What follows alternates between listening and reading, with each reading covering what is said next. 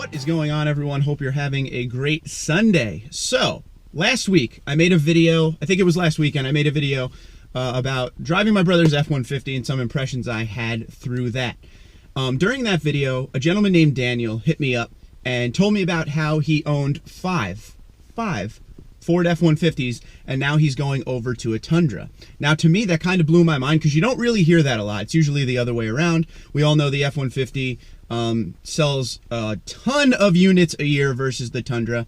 So I really wanted to know what his mindset was with that. So I instantly asked him if he could send me an email to my TundraDude34 Gmail account, at which time he did. And at that point I asked him if in the near future he could hit me up with some of the reasons why he's going over to the Tundra, some of the pros and cons of his F-150, and when he gets the Tundra, which at that point he was a week away from getting his Platinum, when he gets his Tundra, if he could hit me back and let me know his first initial impressions. To me, initial impressions, immediate impressions, set the standard for the ownership of the whole truck. That's the way I feel. And I feel that way when I get the press vehicles too. That initial drive with the vehicle is going to tell me how that week will be with that vehicle. So I always take first impressions very seriously. So what I'm going to do is I'm going to read to you the emails that he wrote me back about how he felt about his F-150s, the reason he came over to Tundra, pretty much all of that. They're pretty long emails, so I will post them and I will also narrate, so please enjoy.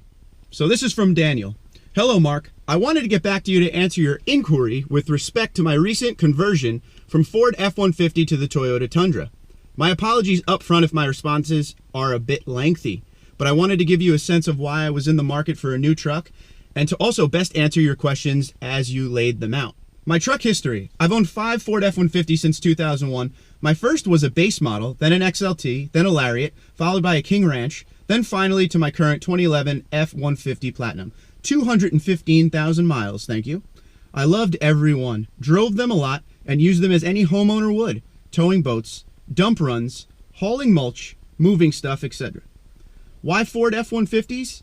To me, mainly it was always about comfort, features such as navigation, sound, etc., payload capacity, looks, the body style, and being American-made. Affordability did come into play to a large degree, the higher the level trim packages I owned, and became increasingly more desirable to me as well. This was when I realized that if and when it came time to purchase my next truck, that it would be impossible for me to let go of the features I really liked while staying at a price point that I could afford.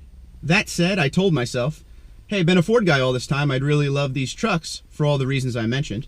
I'm getting a new 2019 Ford F-150 Platinum or Limited. Limiteds are the very top of the line, only one available. Not available every year. I don't care how much they cost. Until I realized how much they cost, which made me start researching alternatives. Price and affordability became very much the main criteria for me, with the condition of maintaining all of the features that I was accustomed to and essentially couldn't live without. So my research drove me to price 5 competing full-size trucks to include Ford, Dodge, Chevy GM, Nissan, and Toyota. All priced using MSRP configuration pricing tools online and at relatively the same trim level and options. Trim level equivalent to the Tundra Platinum Crew Max. During my research, I realized that value retention, trade value, was something important in addition to reliability.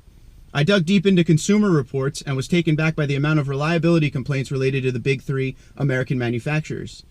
This became an important data point for me when boiling down overall value. Why spend all this money if I'm likely to find myself in a bad situation after factory warranty? The collective themes from every satisfied Tundra owner, as I read through reviews and testimonials, were quality and reliability.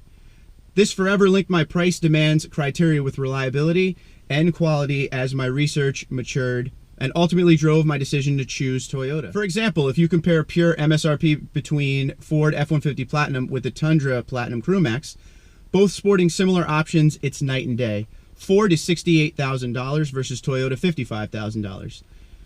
You might have a few more amenities with the Ford F-150, but none that should warrant and justify that price difference. The price points for the other 3 came in close to Ford's. Even Nissan was higher. Factoring price, reliability, and quality, mainly through the lens of consumer reports and independent reports that are increasingly biased, mind you, and YouTube review after YouTube review for all 5 manufacturers, and TundraDude34, yes, I concluded that for what I wanted to spend, and using the criteria that solidified for me over time, I made the choice to go with the Tundra. That said, there's always a deal to be made, right time to buy, etc.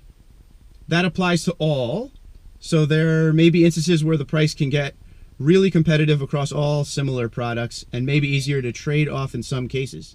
For me, MSRP to final sale price is relative.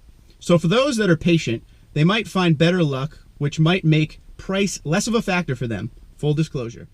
Now to your questions. Pros and cons for the F-150. Pros: comfort, features, navigation, sound system, quality, innovation, and MPG. Cons: high price, pay higher premiums on options, doesn't retain value, low trade. Was it easy? Much easier when factoring price. Not as many from an attachment standpoint, as I always loved my Fords. Will always love them. However, I learned to quill the emotion attachment by sticking to my criteria and key demands consistently. Price, reliability, quality. Number 3. What media and research pushed you to the Tundra? YouTube, Google, Toyota.com, Ford.com, Consumer Reports, Kelley Blue Book, Nissan.com, Chevrolet.com, Dodge.com, Tundra Dude 34, yes. As you can tell, Mark, I've become a really big fan. Thank you. What would you change about the Tundra? MPG. 13 MPG can be better. Make remote start standard. Push start, keyless entry, and a latecomer. Better crash safety. Remote tailgate, open close, and full-size moonroof. Double moonroof to include rear seat coverage. The Ford F-150 higher trims have this feature, and it's awesome. Does the Tundra have anything you would add to the F-150?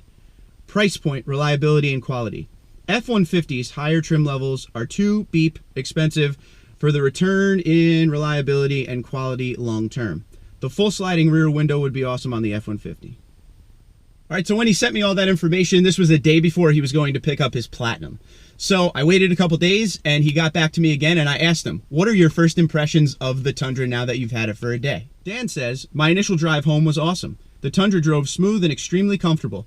I could immediately feel the difference with the 5.7-liter V8, as it felt heavy at first, but I got used to the feel. The V6 EcoBoost on the Ford F-150 2011 Platinum has a little better pickup for sure.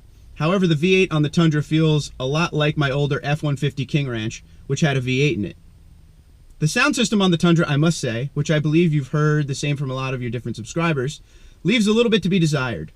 I wish the amp was beefier and could produce higher volume sound. However, I don't mind the infotainment system on the Tundra. It actually sounds okay after listening to different styles of music when testing it out coming home. The other thing that I wish came with the Tundra is a built-in garage door buttons on the driver's side visor. Those come standard on the F-150. All in all, I'm literally chomping at the bit to get back into the Tundra and driving it. I'm super happy with it, and my wife thinks it blows away the Ford F-150. Now, how's that for an endorsement? Take care. And there you have it from Dan. Dan, thank you very much for all your information, and enjoy your Tundra Platinum. I also emailed Dan after he sent me those emails and said, keep me updated going down the road of your ownership experience, the things you end up liking, disliking, do you miss the F-150, all of that. So we will keep up with Dan down the road and see what he thinks. Now, this is a very important video, and that's why I made it today. There's nothing better if you're a consumer in the market for a vehicle, car, truck, whatever, than hearing from real-world owners like that. Non-biased reviewing, which I pride myself on, that is a huge one right there. I wanted you guys to see, especially because you don't normally hear, like I said in the beginning of the video, people coming from F-150s and going to Tundras that often, especially 5 F-150s and coming over to a Tundra. So what he says is extremely valuable here, so I will keep you guys updated on everything. I hope you enjoyed the video. If you're in the market for a Tundra, I really hope this helped you, but Twitter and Instagram at TundraDude34, TundraDude34 at gmail.com. I look forward to hearing what you guys got to say. Take care.